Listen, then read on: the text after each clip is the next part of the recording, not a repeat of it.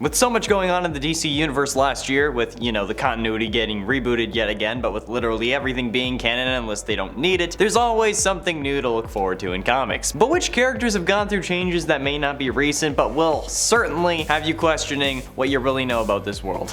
That's what we're exploring yet again today. Let's do it. In its end, Matter Eater Lad. The reason you might not recognize the absolute DC icon that is Matter Eater Lad is because you're lame. No, actually, the last time this character appeared was over 10 years ago in the pages of a Supergirl comic from 2007. Matter Eater Lad was in essence the hungriest of hippos but a human, able to eat anything and everything he wanted. Like, need a hole through that chain link fence? I got you. You need this door out of the way? I got you again. This guy just got to eat, and honestly, I think it was really iconic. But there is always, there's actually like a person in real life with these powers, if you can believe it. This man would eat light bulbs and nuts and bolts, and he actually ended up eating like a whole bike, and at one point like a small plane, from what I remember, called Mr. Eats All. So if you really want a way to not recognize the most famous superhero ever, Matter Eater Lad, check out Mr. Eats All. It's basically the same thing. And at 9, Batman. The Arrowverse Batman may have an iconic voice in Kevin Conroy, but the version of Batman introduced in the Crisis on Infinite Earths crossover on Earth 99 is not like any version of Batman you probably remember.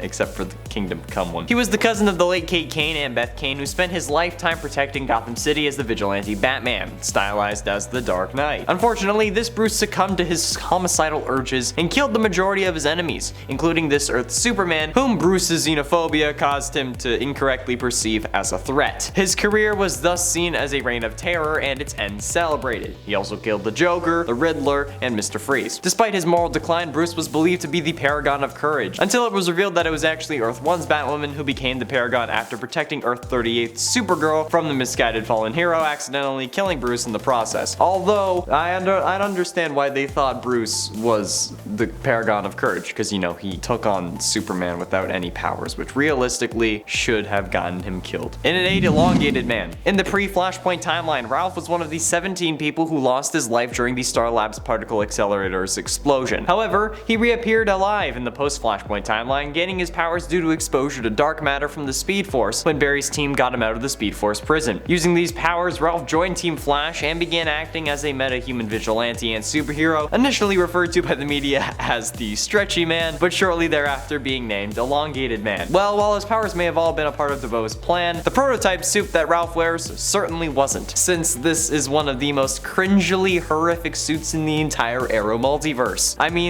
That was the point of it. The characters even ended up making fun of it in the show, but that doesn't excuse the fact that if you saw this suit and were a fan of Elongated Man, you'd still have no idea who he was. Not to take into account the majority of casual fans who might watch the show who wouldn't know who Elongated Man is to begin with. And at 7, Batwoman. Okay, so this is a bit of a cop-out, but hear me out, okay? Kate Kane is Batwoman, no news there. But after season 1 of the Batwoman show, the actress playing Kate, Ruby Rose, left the show for at the time undisclosed reasons, later revealed to be horrific working conditions for not only her, but the crew as well. So, they replaced her with Ryan Wilder, a new character who would take on the Batwoman mantle since Kate left Gotham. The latter returned, but with a new actress and the explanation that she had been disfigured when her private jet exploded. So honestly, in the most serious definition of the phrase, you wouldn't recognize her if she hadn't been introduced as Kate. Plus, she eventually gets brainwashed and turned into Cersei Sionis and given an entirely new face, so yeah, you won't recognize this version of Kate Kane. And at 6, Superman. Calvin Ellis, the Kryptonian named Kal-El, also known as Superman, is a Kryptonian president of the United States on Earth 23. On this Earth, he became Superman in addition to being the president. It is likely that he's native to Vathlo Island due to his reference to the word Vathlo. He operates from the White House, where Brainiac serves as his personal computer and even covers for him when he's out doing stuff as Superman, and has recently made another appearance after Infinite Frontier, helping Justice Incarnate protect the multiverse, or I guess the Omniverse. Calvin Ellis was based on Barack Obama, the 44th president of the United States. Prior to being elected though, he once joked on TV that he was sent to Earth from the dying planet Krypton by his father Jor-El. He was later added to Final Crisis number 7 as a version of Superman. Writer Grant Morrison confirmed that the character was intended to be Barack Obama, and much like Obama, he's back when we needed him the the most. So glad this version of Kal-El is back. Halfway through into number 5, Firestorm. Firestorm is the name used by transmuted people that were mutated by the Star Labs particle accelerator in a specific manner, who end up becoming the Nuclear Man. The first duo to form Firestorm was Ronnie Raymond and Martin Stein, but after Ronnie's death and Martin Stein's failing health because of spending a significant amount of time unmerged, Team Flash were able to track down Jefferson Jackson to substitute for Ronnie. And for anyone who knows Firestorm as Ronnie Raymond, you'd certainly be confused as hell while watching Legends of Tomorrow, at least if you didn't watch Flash first and understood what was going on. Since Jefferson, as far as I can tell, was a character created for the show since they killed off Ronnie Raymond. I believe that they did this because they wanted to use Firestorm in their planned spin-off for Legends of Tomorrow, but knew that Ronnie as a character would not be willing to abandon Caitlyn again after being separated from the love of his life for so long already. So in essence, they had to kill him off to use Firestorm in Legends, which is unfortunate, but I guess kind of understandable. In 4, Wild Dog. On the night that Damien Dark was killed, Renee called Child Services and asked to see his daughter, only to be rejected multiple times. After seeing Dark's death at the hands of the Green Arrow on TV, though, he was inspired to take justice into his own hands, so Renee began acting as a vigilante, which really isn't gonna help you get your daughter back, dude. However, his antics were disapproved by the Green Arrow, who warned him to stay off the streets, but of course Renee didn't listen, and this is most of his character. When starting out, Wild Dog's costume was probably the most accurate in the Arrowverse. However, in season 6, his upgraded suit was very much not an upgrade according to some fans. Like, I get that you want comic accurate suits, I understand that, I do too, but the inability to let characters evolve and grow in the show or movie or medium that they're being presented in is very confusing to me. Like, yeah, start off with something comic accurate, but then move on to something else, because I want new stories. I want an adaptation. I want to see new spins on these characters. If I wanted everything to be comic accurate, I'd read the comic again. Like, I don't know what's the point. Like, why would you want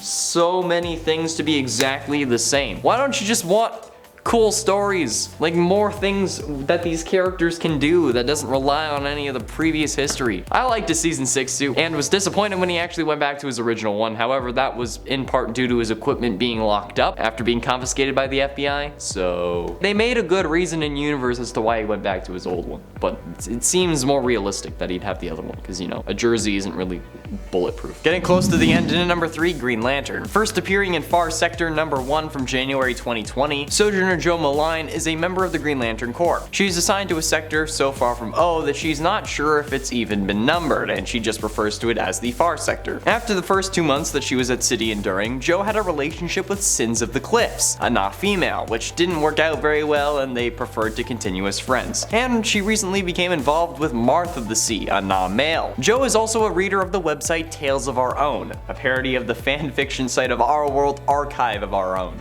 She's also a fan of anime, so basically, just an awesome person turned into Green Lantern. But if you say Green Lantern, people typically think of Hal Jordan or maybe even Alan Scott. But Jo Malign is certainly another one that we should add to the roster and keep our eyes on, especially because her suit is pretty sick. Penultimately, in at number 2, Roy Harper. When Roy Harper became a Black Lantern, I honestly felt like it was the biggest changing design for any character in the Black Lantern Corps, especially since it happened recently in Infinite Frontier, and he's alive. Following the events of Death Metal, a number of heroes and villains were brought back to life in the Infinite Frontier era. Among them included Jade and Arsenal, with the latter returning with all new powers. After being tracked down by the multiversal bounty hunter Extract, who was previously Green Arrow's powerless sidekick, punched them with a giant black energy blast, revealing that he'd taken on the powers of a Black Lantern. However, Black Lanterns are usually reanimated from the dead by their ring, while Harper is very much alive. While trying to sort all this out, Roy tries talking to the ring to get some answers, which ends up revealing that his daughter Leanne is still alive. Unfortunately, when he asks the ring to show him where she is, instead ends up saying where Darkseid is, and he's transformed into a monster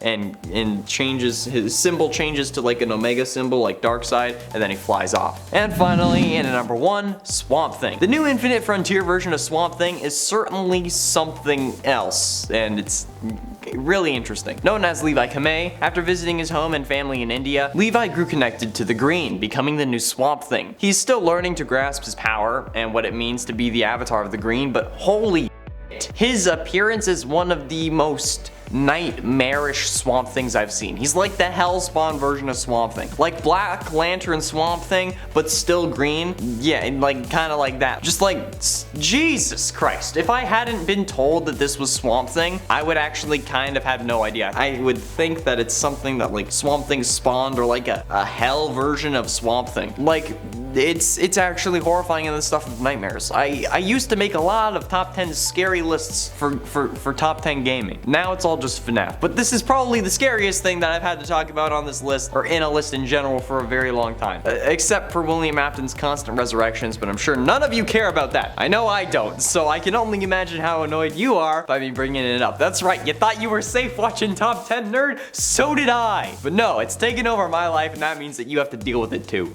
So does Chris. Haha! That's all the time we have for today, friends. Thank you all so much for watching. I have been and shall remain Connor Monroe, and I'll see you in another video.